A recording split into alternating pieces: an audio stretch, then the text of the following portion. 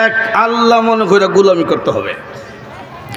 এখন প্রশ্ন হইল, আমি কেন গোলামি করব?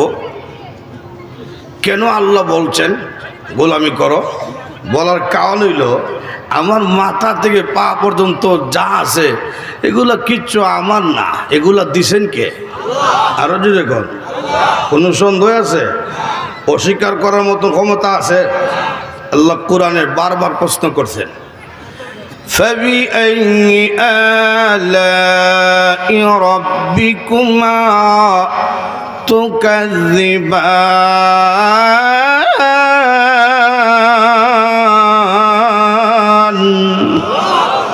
এই মানব এবং জিন জাতি, কোন জিনিসকে, কোন নিয়ামতকে তোমরা অস্বীকার করতে পারবে? একটা নিয়ামতকে অস্বীকার করার মতন ক্ষমতা পৃথিবীর কারো নাই। মাথা থেকে পা পর্যন্ত যা আছে সব আমি আল্লাহ দিছি। অনেক এমপি মন্ত্রী জনগণকে দেয় রডের বদলা বাঁশ, কথা ঠিক না? আল্লাহ কয় আমি রডের বদলা বাঁশ দেই নাই, দিছি এমনভাবে নিয়ামত যেইভাবে দিলে তোমার কল্যাণ হয়, ফায়দা হয়। সুবহানাল্লাহ জুড়ে কর। লক্ষ্য করে দেখেন, হাতের নখ লম্বা হয়, পায়ের নখ লম্বা হয়, প্রতি সপ্তাহ কাটতে হয়। যদি হাত পায়ের নখের মতন মুখের ভিতরে দাঁত লম্বা হইতে থাকতো, খুব সুবিধা হইতো। আমরা এই দাঁত তো এই জায়গায় ছিল না, আস্তে আস্তে উঠলো, লম্বা হইলো, এই জায়গায় ব্রেক দিল কেন? এটা কার হুকুম? আরো যেরকম কার হুকুম?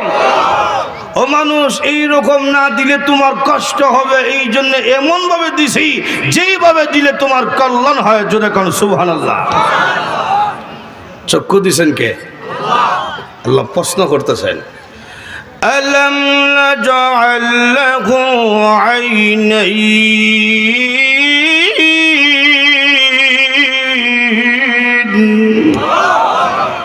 এই আমি কি তোমাদের দুইটা চক্ষু দেই নাই?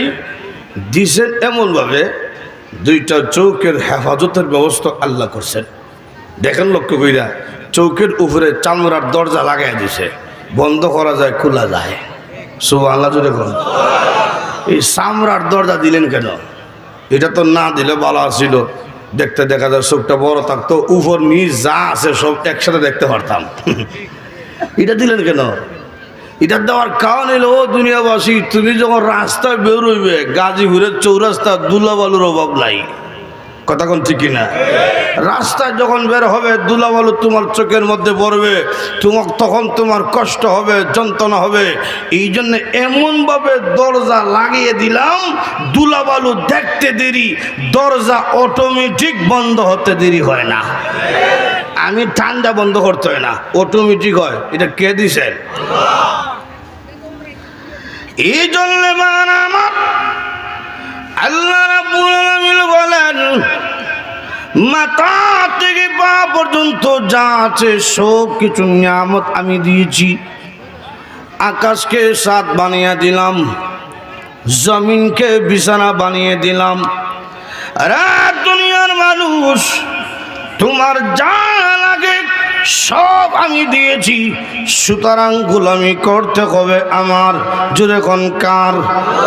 আরো জোরে কার? আমি আল্লাহর গোলামি করো, আমার সাথে কোনো জিনিসকে অংশীদার করা যাবে না, শিরক করা যাবে না, ঈমান মজবুত থাকতে হবে। যদি শিরক না করো, আমাদের কি লাভ, কি ফায়দা? আল্লাহর নবী রাহমাতুল লিল আলামিন একদিন সাহাবায়ে কেরামকে নিয়ে কোথাও যাইতেছেন। সামনে যাওয়ার পরে নবীজি লক্ষ্য করে দেখলেন, একজন মহিলা তার দুধের বাচ্চাকে কোলে নিয়ে আগুনের চুলার মধ্যে কি যেন রান্না করে। চুলার আগুন দাও দাও করে যখন উপরে ওঠে, সন্তানকে মা পিছনে নিয়ে যায়, আবার যখন আগুন নিচে যায়, সন্তানকে আবার সামনে আনে। এই দৃশ্য দেখে নবীজি ডাকদা বললেন, সাহাবীরা রে, তাকিয়া দেখো, একটা মা তার সন্তানের প্রতি কি পরিমাণ দরদ, কি পরিমাণ ভালোবাসা, আদর, স্নেহ, মমতা। সাধারণ দুনিয়ার গরম সন্তানের শরীরের মধ্যে লেগে যাবে, এই জন্যে আগুন উপরে উঠলে মা সন্তানকে পিছনে নিয়ে যায়। ও আমার সাহাবীরা, একটা মা তার সন্তানকে যে পরিমাণ ভালোবাসে, আল্লাহ রাব্বুল আলামিন তার বান্দা বান্দিকে মার চাইতে আরো কোটি কোটি গুণ বেশি ভালোবাসে। মহিলা কথাটা শুনেছি, মহিলা নবীজি দরবারে গেল, গিয়া আল্লাহর নবী রাহমাতুল লিল আলামিনকে প্রশ্ন করলো, আল্লাহর নবী গো, আপনি যে বললেন মার চাইতে আল্লাহর দয়া মায়া কোটি কোটি গুণ বেশি, আমি জানতে চাই দুনিয়ার জমিনে এমন কোন মা কি আছে গো, যে মা হইয়া তার সন্তানকে আগুনের চুলার মধ্যে জ্বালাতে পারে? নবীজি বললেন, না গো, মা কোনোদিন পারে না গো তার সন্তানকে নিজের হাতে আগুনের চুলায় জ্বালাইতে। ও নবী, মা যদি পারে না তার সন্তানকে আগুনে জ্বালাইতে, আল্লাহ রাব্বুল আলামিন এত দয়ালু হইয়া, রহমানুর রহিম হইয়া তার বান্দা বান্দিকে জাহান্নামের চুলায় কেমনে জ্বালাবে? এই প্রশ্নের জবাব আপনি দিন। নবীজি আকাশের দিকে তাকাইয়া চোখের পানি ছেড়ে ছেড়ে কান্দেন, ও খোদা, এর জবাব তো আমার কাছে নাই, এই জবাব তুমি দিতে হয়। মা পারে না সন্তানকে আগুনে জ্বালাইতে, যেহেতু সন্তানের প্রতি মার দয়া মায়া বেশি। তুমি যদি মার চাইতে কোটি কোটি গুণ বেশি দয়ালু হও, তুমি কেমনে জ্বালাইবে? তোমার বান্দা বান্দি কেমনে জ্বালাইবা? এই জবাব তুমি দাও। এমনি আল্লাহ বলেন, জিবরাইল, এই আমার নবীর কাছে তুমি দৌড় দিয়ে যাও, গিয়া বলো, প্রশ্ন যত কঠিন উত্তর এত কঠিন নয়। আমার নবীর কাছে গিয়া বলো, মহিলা যে প্রশ্ন করেছে জবাবটা দিয়ে দাও। ও জিবরাইল, আমার নবীকে বলো, জি বান্দা বান্দি আমি আল্লাহর পাওনা আদায় করবে, শিরিক করবে না, এমন গোলাম বান্দা বান্দিরে আমি আল্লাহ কোনোদিন জাহান্নামের চুলায় দিতাম না। যারা বলবে লা ইলাহা ইল্লাল্লাহ মুহাম্মাদুর রাসূলুল্লাহ, জাহান্নামে দিতাম না। সুবহানাল্লাহ জুড়ে বল। যারা ঈমান আনবো তারা তো আমার বান্দা, আমার বান্দারে কোন জাহান্নামে দিব? শিরিক করা যাবে না। আমরা সমাজে কিছু আছে দুর্বল ঈমানদার, আছে না? এ কিন্তু ঈমানদার, লা ইলাহা ইল্লাল্লাহ মুহাম্মাদুর রাসূলুল্লাহ কালেমা ভরছে, কিন্তু নামাজ নাই। আসেনি এরকম? সারা সপ্তাহ মসজিদে ঢুকে না, খালি জুম্মা, এরকম নাই? ইমাম সাহেব তো বিপদ পড়ছিল, বেনমাজি ওয়াজ কইরা এলাকায় ওয়াজ হইতাছে, তো বেড়া পাইছে মাইকল লাগাল দিছে, মাথা গরম বয়ান। এই বেনমাজিরা উন্নত মসজিদ বানিয়ে কি হবে? নামাজের সময় নামাজে না আসো, সব বেনমাজিরা জাহান্নামে।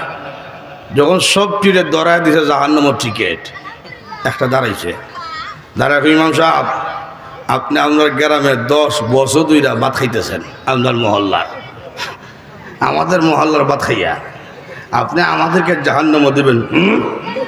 ইমাম সাহেব বাপরে বাপ, যেমন দাঁড়াইছে সাহারি খাই দিব। তো ইমাম সাহেব কৌশল করছে, কৌশল কইরা কইল, এই বেটা তোমারা তো দেখছি মাঝে মধ্যে জুমা করো, তো জি হুজুর আমি এত খারাপ না, আমি মাঝে মধ্যে জুমা করি।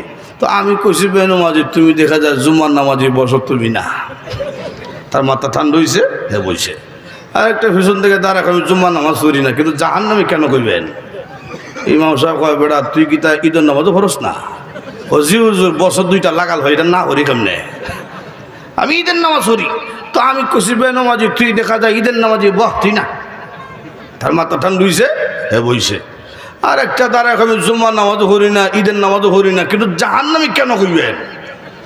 ইমাম সাহেব কয়ে বেটা তোর বাপ যে গত বছর মারা গেছিল তার জানাজা পড়ছিলি নি? জি হুজুর বাবা জানাজা পড়ছি। তাহলে দেখা যায় তুই জানাজার নামাজি। আমি কইছি বে নামাজি, তুই দেখা যা জানাজার নামাজি, বহ তুই না। এই হলো আমরা আমলের অবস্থা, কথা কোন ঠিক কিনা? এটি হলো দুর্বল ইমানদার। এটা কি ইমানদার? দুর্বল।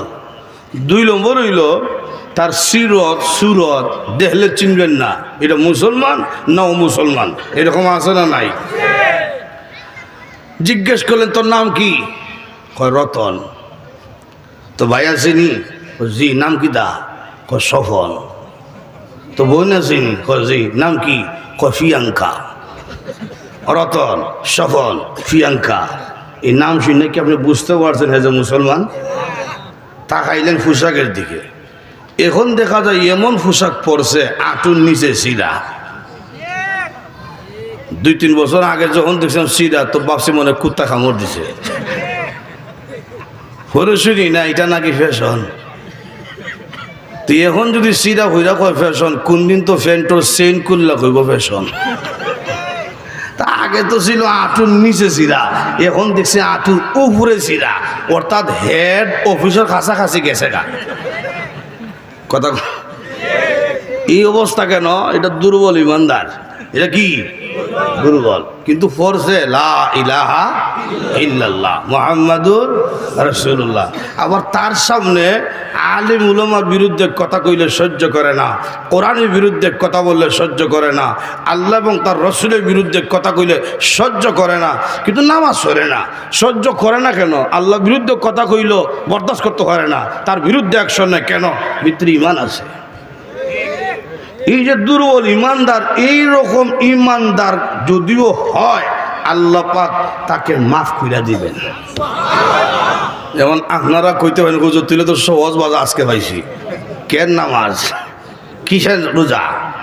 একবারে সহজ, আমরা তো সব কালেমাওয়ালা, দরকার নাই আর নামাজ রোজার। এটা কইলই তো না।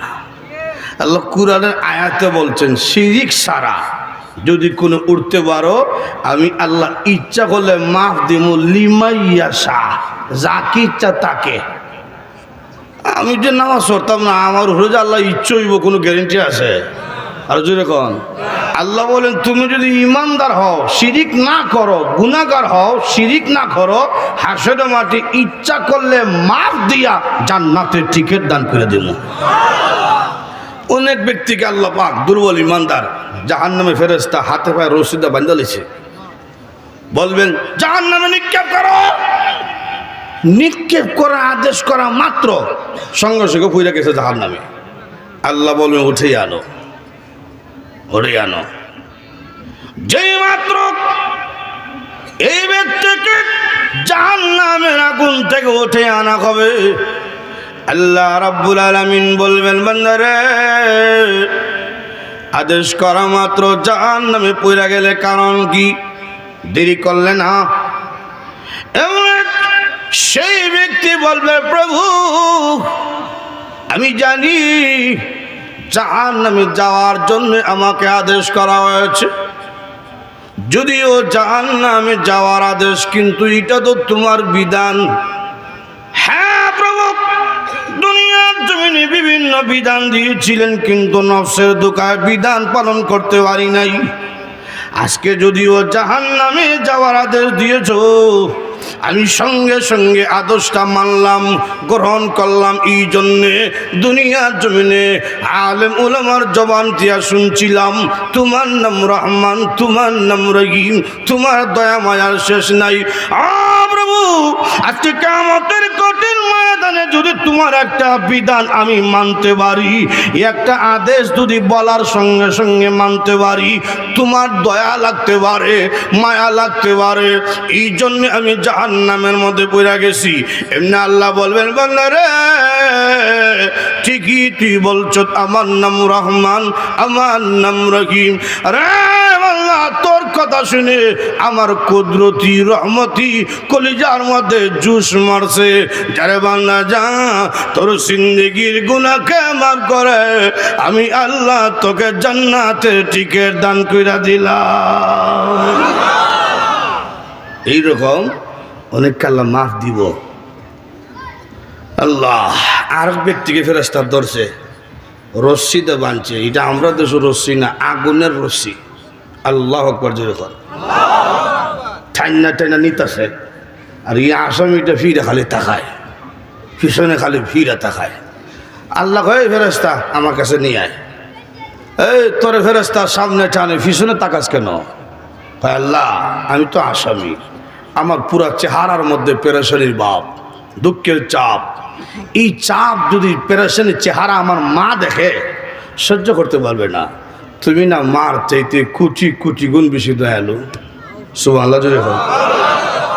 আমি বারবার পিছনের দিকে তাকাই, আমার চেহারার দিকে তাকাইলে তোমার মায়া লাগতে পারে, দয়া লাগতে পারে। আল্লাহ ঠিকই তোর কথাটা শুনে মায়া লাগিয়া গেছে, যা মাফ করে দিলাম। একটু জোরে কম। এই যে আজকে যে বৈশা ওয়াজ শুনতেছেন, দুনিয়ার কোনো লাভে বুঝছেন না, ঠিক না? কোরআনের মহব্বতে বসেছেন। এই যে বসেছেন, এই বসাটাও জাহান্নাম থেকে মুক্তির কারণ হতে পারে। একটা হাদিস আছে, হাসির হাদিস। দুর্বল ইমানদার জাহান্নামে অনেক দিন জ্বলবে। জ্বলতে জ্বলতে জ্বলতে জ্বলতে একদিন কান্না শুরু করছে, প্রভু দুনিয়ার জমিনে শুনেছিলাম তোমার নাম রহমান, তোমার নাম রহিম, তোমার নাকি দয়া মায়ার শেষ নাই। আল্লাহ আর কতকাল আমি জাহান্নামে জ্বলব? হ্যাঁ প্রভু, আমি যদিও দুর্বল ইমানদার, আমার সাথে আর দুর্বল ইমানদার কেউ নাই। তারা সব আস্তে আস্তে মুক্তি পাইয়া জান্নাতের মধ্যে চলে গেছে। প্রভু গো, এখন যারা জাহান্নামে আছে সব হলো কাফের মুনাফিক, এদের সাথে জ্বলতে আমার লজ্জা লাগে। হ্যাঁ প্রভু, আমাকে দয়া করে জাহান্নামের আগুন থেকে উঠিয়া জাহান্নামের বাহিরে গেইটে ফেলে রাখিয়া দাও। আল্লাহ বলবেন, বান্দারে আর কিছু লাগবে নি? বল না গো প্রভু, আমার আর কিছু লাগবে না। আল্লাহ রাব্বুল আলামিন বলবেন, বান্দারে তোমার দরখাস্ত আমি আল্লাহ কবুল কইরা নিলাম। এই ফেরেশতা আমার বান্দাকে দইরা উঠাও, বাহিরে না রাখো। কিছুদিন থাকছে, সামনে তাকায় দেখে বিশাল বড় একটা বৃক্ষ দেখা যায়। ডাক দেখো, আল্লাহ বলছিলাম চাইতাম না, এর বড় চাইতাছি, তুমি তো মার চাইতে কুচি কুচি গুণ বেশি দয়ালু। সুবহানাল্লাহ জুড়ে বল।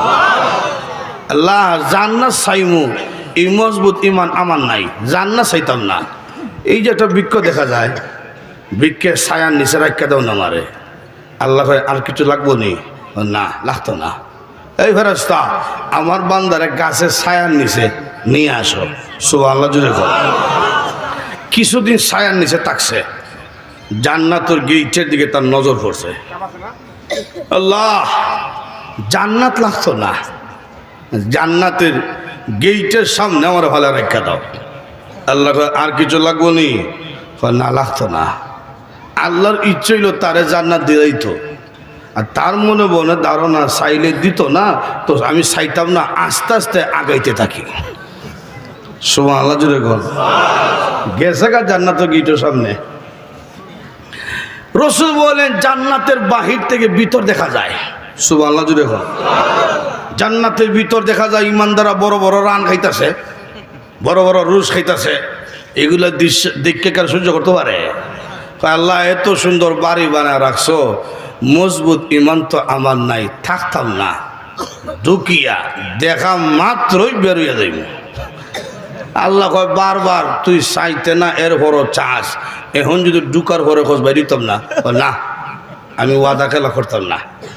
আর মনে মনে হয় খালি ঢুকে যাই, চিনবেন না আদমর সন্তান কারে কয়। আল্লাহ ডাক দেখো, গেট খুলো, আমার বান্দা জান্নাতের মধ্যে প্রবেশ করবে। আরো জোরে কোন ঢুকছে জান্নাতে। ঢুকার পরে কয়েল জ্বলে নাকি? কয়েল জ্বলে? কয়েল জ্বললে বন্ধ করে দাও, এই ফুলা বন্ধ করে দাও। আপনি বসেন, আপনি লক্ষ্য করে দেখেন। নবীজি বলেন, জান্নাতের মধ্যে ঢুকছে, ঢুকার পরে দূরতি আছে সামনে দিয়া, দূরতি আছে, পিছনে ভিড়ও তাকায় না। আল্লাহ ডাক দেখায়, কিরে আদমের সন্তান, কইসলে কি খরতাসত কি? তুই না বলছিলে থাকবে না? বের হ বের হ। এমনি আল্লাহ আমি যদিও দুর্বল, আমি তো ঢুকে গেছি জান্নাতে। তুমি না ওয়াদা করছো জান্নাতীদের সাথে হুম ফিহা খালিদুন, জান্নাতীদের সিফত হইল, বৈশিষ্ট্য হইল ঢুকলে বেরোয়া নাই। সুবহানাল্লাহ। আমি দুর্বল হইতে পারি, আমি ঢুকে গেছি তো। এখন যে পিছনে ডাক্কা তোমার যে ওয়াদার লঙ্ঘন হইতাছে খেয়াল আসেনি? আল্লাহ যুক্তিবাদী বুদ্ধি কেন করছে? যা যা দিলাম জান্নাত। রসুল বলেন এই ব্যক্তিকে মহান আল্লাহ 10টা পৃথিবীর সমান একটা জান্নাতের বাড়ি দান করবেন। আল্লাহর ভাও নইল শিরিক করা যাবে, আর যেরকম শিরিক করা যাবে না। মানুষের পাওনা কি আল্লাহর কাছে? মুমিনের কি পাওনা? সংক্ষিপ্তভাবে দেয়া দেই, আল্লাহর কাছে মুমিনের কি পাওনা? আল্লাহ অন্য আয়াতে বলছেন, ইন্নাল্লাযীনা আমানু ওয়া আমিলুস সালিহাত লাহুম জান্নাতুন নাঈম।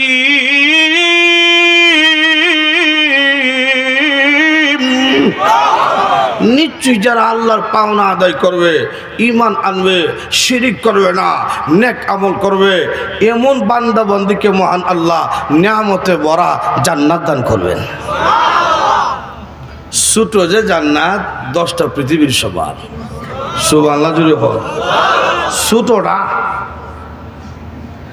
আল্লাহ নবী রাহমাতুল লিল আলামিন বলেন, ছোট বাড়ি যে ব্যক্তিকে আল্লাহ দিব, সেই ব্যক্তিকে বুক বিলাস করার জন্যে, আরাম আয়েশ করার জন্যে, আনন্দ করার জন্যে মহান আল্লাহ নিম্নেও 71 জন স্ত্রী দান করবে। এত স্ত্রী কেন হুজুর? প্রত্যেক পুরুষের চাহিদা বেশি বউ তাহলে পালা। মাসে মাসে বিয়া করতাম পারি না, 2 বছর বছর করতে পারতাম, তুই তো ভালো আছি, কিন্তু এটা সম্ভব না। ইসলাম বলছে সামর্থ্য যদি থাকে, ইনসাফ যদি করতে পারো, খালি সামর্থ্য তাহলে হইতো না, ইনসাফও করতে হইব। ইনসাফ সামর্থ্য থাকে আর ইনসাফ যদি করতে পারো, 60টা বউ একসাথে রাখতে পারবা, কোনো সমস্যা নাই। কিন্তু আমরা সমাজের অবস্থা খারাপ। কোনো হুজুরও যদি 2 নম্বর বিয়া করে, তখন মানুষেরা সমালোচনা করে, হুজুর ইয়া হামটা করলো কিতা কথা।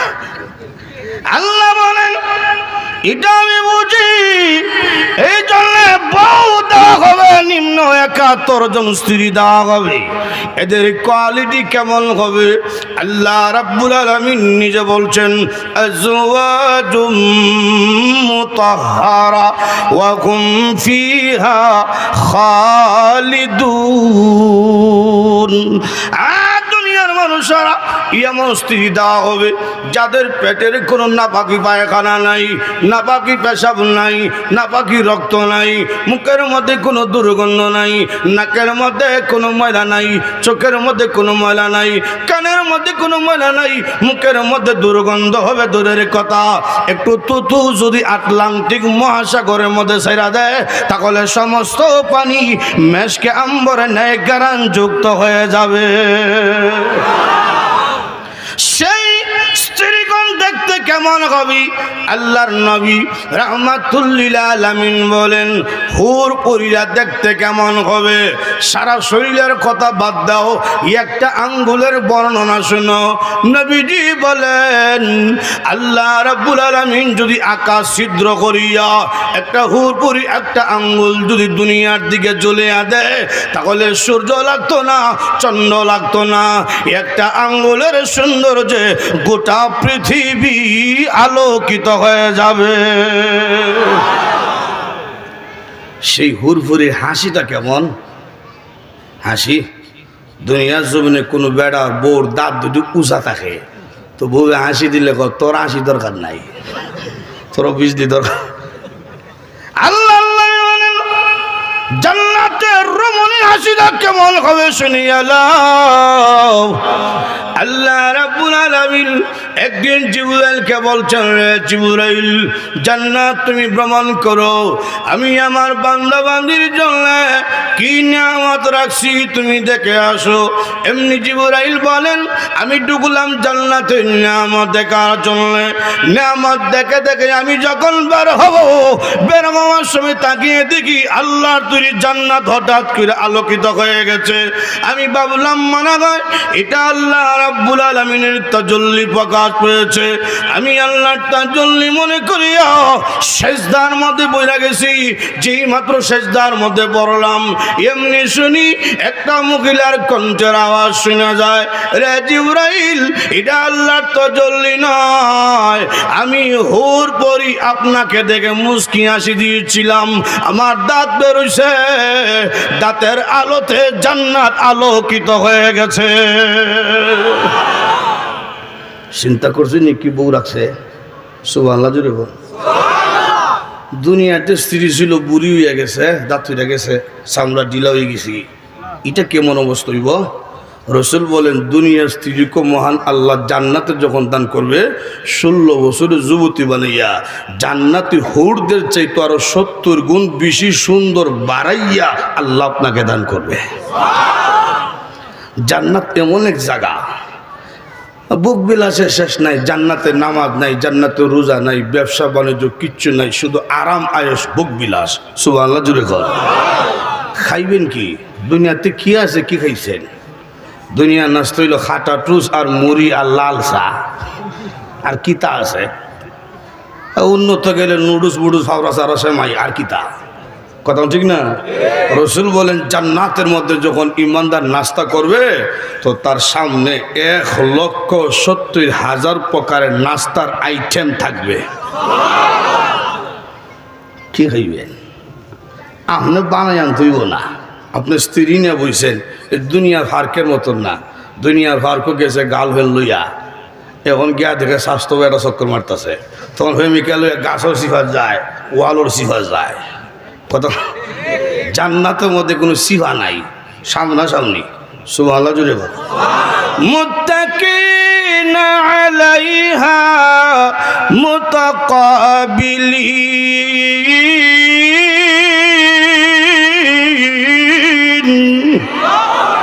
মুত্তাকিনরা সামনে সামনে বইছে বউ লইয়া।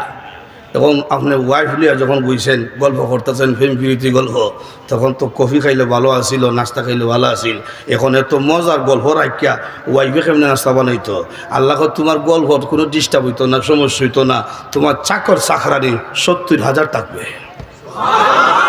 আর একটু জুড়ে গল। ইয়াতুফু আলাইহিম উলদানুম মুখাল্লাদুন।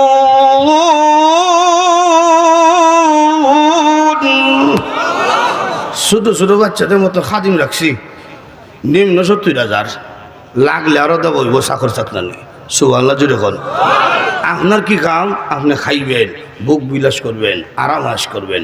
সুবহানাল্লাহ জুড়ে কর। জান্নাতে আরাম আয়েশ বুক বিলাসের শেষ নাই, যদি আল্লাহর পাওনা আদায় করা যায়। কথা কোন ঠিক কিনা? লক্ষ্য করে দেখেন, জান্নাতে গানও আছে, নাচও আছে। সুবহানাল্লাহ জুড়ে কর। আপনারা কইতে মানে হুজুর, গান নাচ দা জান্নাত কিতা করতাম? জান্নাত কেন দরকার? দুনিয়ার জমিনে যাত্রা গান হয়, নাচ হয়, গান হয়, আমরা যারা দেখতাম পারছি না, দেখার কিতা মন চায় না? আপনারা নাও চাইতে পারে, আমার চায়, যাইতাম তো পারি না আল্লাহর ভয়ে। কথা কোন ঠিক না? তোমরা যারা আল্লাহকে ভয় করে গেছো না, আমি আল্লাহ জান্নাতের মধ্যে নাচও দেখাইমু, গানও দেখাইমু। সুবহানাল্লাহ জুড়ে কর। এই দুনিয়ার ফসা গান না, জান্নাতের স্পেশাল গান। সুবহানাল্লাহ জুড়ে কর। দুনিয়ার পচা গান মানে এই ফসা যায়, থাকে না বেশি মজা। একসময় শুনছি হাটে ঘাটে দোকান হটো গান শোনা যাইতো, বন্ধু আমার বাড়ির সামনে দিয়ে বউ লইয়া হাঁটতে যায়, বুকটা আমার হাঁটতে যায়। এখন এই গানও মজা আসেনি, ফসা গেছে। এরপরে শুনলাম চাইলাম যারে ভাইলাম না তারে, এখন এটাও নাই। এরপরে শুনলাম কল্যাবীতে গাইতার রহমত ধরে, এখন এটাও নাই। এরপরে শুনলাম ফতিরের জায়গা থেকে তোমার আশায়, এখন এটাও নাই। এরপরে শুনলাম মধু হই হই বিষ খাওয়াইলা, এখন এটাও নাই, হুসা গেছে। কথা ঠিক না? বছর 2 বছর আগে একটা গান আইছিল, যেদিকে যাই এদিকে শুনি খাসা বাদাম। এখন এটাও নাই, ফুসা গেছে, কথা ঠিক না? রাসূল বলেন জান্নাতের হুরহুরিরা যখন গান গাওয়া শুরু করবে হাজার হাজার বছর চলতেই থাকবে। সুবহানাল্লাহ জুড়ে কর। জান্নাতের গান, এটা আমার কথা না, রাসূল নিজে বলছেন, মিশকাত শরীফে হাদিসে উল্লেখ করেছে। রাসূল বলেন নাহনুল খালিদাতু ফালা নাবিদু ونحن النائمات فلا نبعث ونحن الرازيات فلا نسخط طوبى لمن كان لنا وكنا له سبحان الله। হুরহুরিরা নাচতে থাকবো, গাইতে থাকবো, আর গান গায়া গাইয়া কইব আমরা কোনোদিন মরতাম না, বৃদ্ধ হইতাম না, সবসময় 16 বছর যুবতী থাকবো, কোনো সময় তোমরা রাগ করতাম না, আমরা মতো সুন্দর বউ হইয়া তোমাদের জীবন ধন্য, তোমাদের মতো সুন্দর জামাই হইয়া আমাদের জীবনও ধন্য। আপনারা বলতে পারেন হুরহুরির সুন্দর, এটা বুঝলাম, আমরা কেমনে সুন্দর?